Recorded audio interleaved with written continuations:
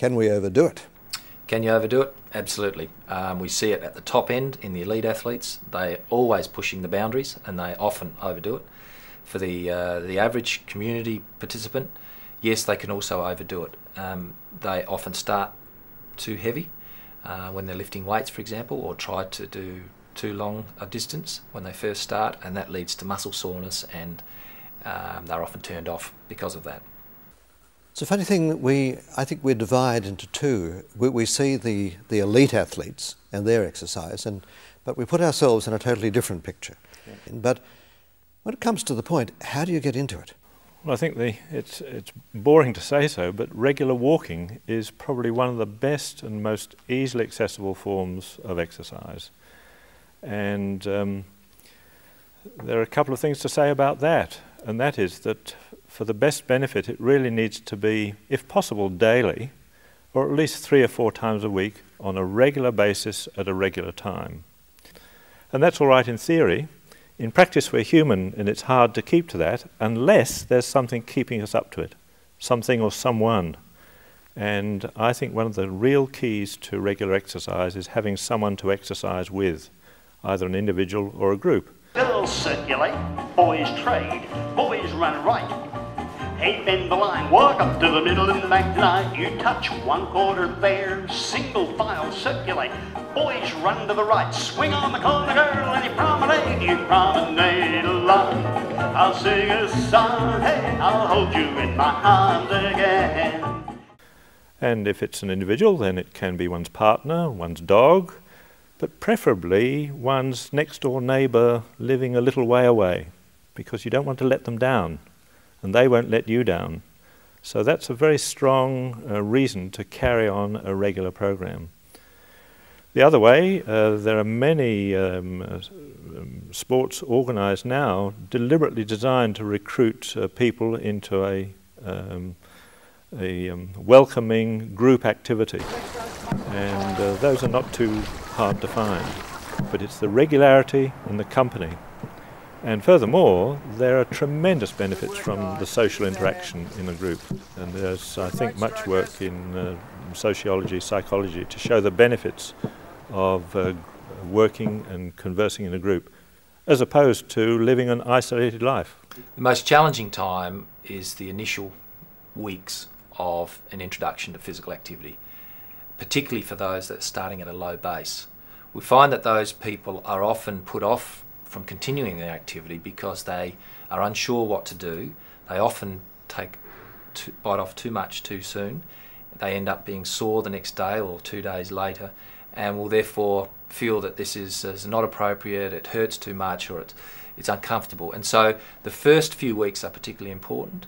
Our suggestion, of course, is always that it's progressive, it's moderate, it starts at a low level, particularly for those that are sedentary, and it builds up very gradually.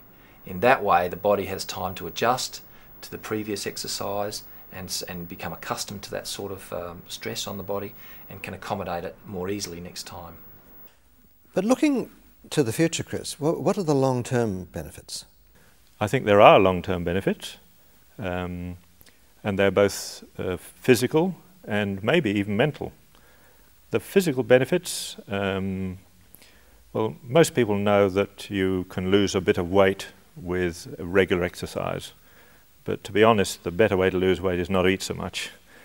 Maintenance of muscle tone is useful, and indirectly that helps balance, which can be a problem in older age people. Myocardial or heart and lung fitness come into it to maintain your physical activity. An interesting one is maintaining bone strength. One of the outcomes from space travel has shown that osteoporosis occurs in weightless astronauts. Conversely, to maintain the strength of your bones, you need the constant play of muscle activity on your skeleton to maintain bone strength. So those are all long-term benefits, and that alone would justify regular exercise. Here at the University of South Australia, we teach students about exercise science, and part of what we teach them involves pre-exercise screening. So they'll look at people beginning exercise. when is it safe for these people to begin exercise? At what level do we think it's important that they go off to see a medical practitioner before they undertake exercise? So that's a screening process. It's basically a health check and some fitness parameters. We also teach them how to monitor people during the activity itself. So how do we monitor how stressful it is on these people? We look at heart rate response, we look at their breathing response, we look at their sweating response and things like that. So we teach students how to keep a close watch on the participants and so that they're safe at all times. We also teach the students about performance, whether it's at the low end with people just beginning, or children perhaps beginning to understand about physical activity and skill development, and also right through to the other extreme where we have elite athletes and the high-end performance. So right across the community, our students understand fitness, performance, health, and how physical activity interacts with the different physical and physiological systems of the body. And overall, in their 3 years of training, I think they get good grounding to go out and start to prescribe exercise in a safe way for a broad section of the general community. I'm having trouble with my memory trying to think of this next question, but would it help my memory if I did more exercise? Well, it's interesting. There is some recent work going on in various places, quite naturally, about what is seen as the modern epidemic of dementia in whatever form. And there's been some focus on vitamin supplements. There's certainly been the focus on the benefit of physical exercise in maintaining people's mental capacities. There's strong evidence to show that regular healthy exercise can have beneficial effects on the mental well-being of people. It's believed that it affects the feeling of self-worth and self-esteem, improves body image, helps people sleep better at night, and generally improves their mental alertness. And also, not surprisingly, some work on regular mental exercise, and people have mentioned things like crosswords and jigsaw puzzles and so on. So, although there's no firm data, I'm certainly hanging my hat on the fact that I'm going to try and stay physically fit, and I'm going to try and keep doing the crosswords. Well, the health benefits of exercise are there for the taking.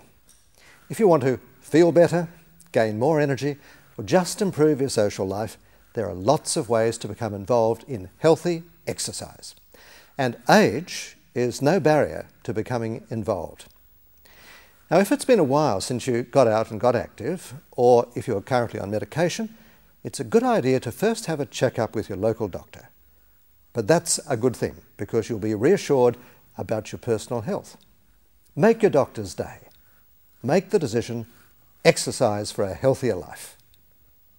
Here's where the four girls promenade in the middle, go ladies once around. That hum and then you swing and whirl your fan. Join hands, circle left, you go walking down the line. Do an alley man left that corner, weave the ring, wind in and out you go, dancing don't be slow. Swing and whirl your lady promenade. I want to see you smile, well I'll hold you a while, yep, hold you in my arms again.